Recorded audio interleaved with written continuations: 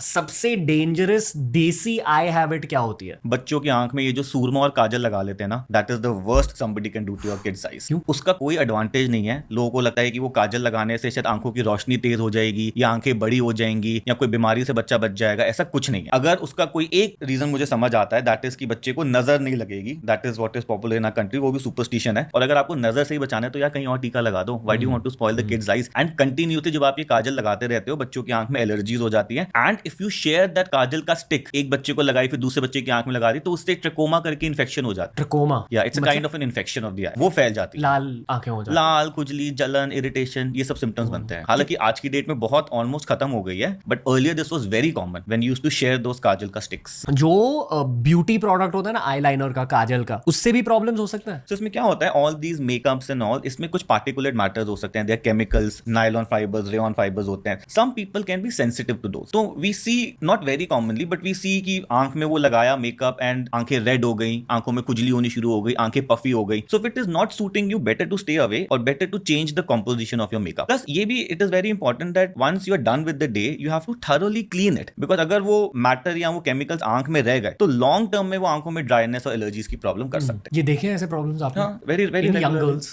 Yeah. So many of these young girls come in the morning saying कि कल रात को लगाया था हमने मेकअप और सुबह आंखें बिल्कुल पफी हो गई, swollen हो गई। That makeup is not suiting you. Change the composition, change the brand, or stay away from it. Would you से कि अगर बजट फ्रेंडली मेकअप खरीदा तो ऐसे और प्रॉब्लम्स हो सकते हैं?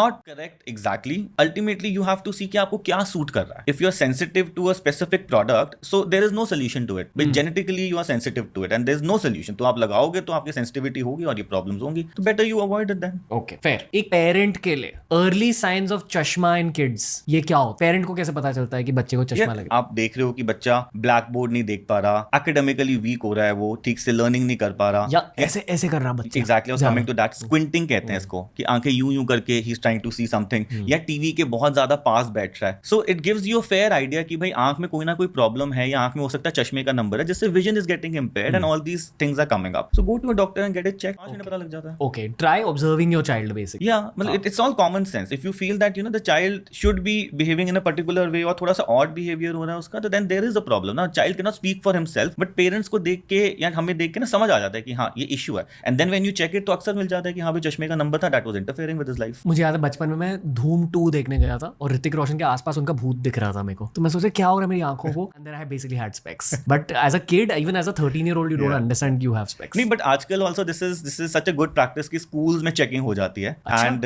देन यू कैन डॉक्यूमेंट, एक चार्ट से हम लोग पता कर लेते हैं कि if the vision is perfect और not, and then you can actually find out कि क्या इशू हो रहा है।